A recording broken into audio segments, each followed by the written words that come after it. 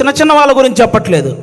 మన తెలుగు సినిమాని ఆల్మోస్ట్ మన దేశాన్ని తలెత్తుకునేలా చేసిన రాజమౌళి గారు లాంటి వాళ్ళే ఒక పోస్టర్ వదిలితే దాని మీద ట్రోల్ చేసి ఆయన్ను కూడా తలదించుకునేలా చేస్తున్నాం.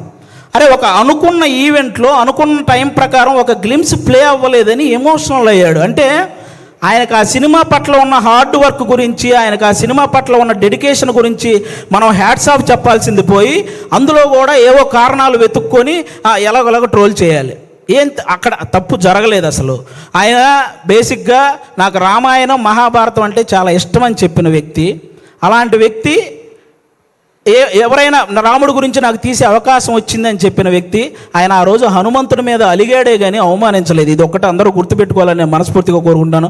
ఒకరు కాదు, సినిమా కోసం ఎన్టీఆర్ గారు సన్నబడితే ఆయన మీద ట్రోలింగ్, మన బాలకృష్ణ గారు మాట్లాడితే ట్రోలింగ్, అల్లు అర్జున్ గారు నవ్వితే ట్రోలింగ్, సాయి ధర్మ తేజ్ గారు యాక్సిడెంట్ అయ్యి ఆయనకు మాట్లాడడానికి ఇబ్బందిగా ఉంటే దాని మీద కూడా ట్రోలింగ్. అరే, మనం బయట దేశాలకు వెళ్తే జస్ట్ మనం బాహుబలి అంటే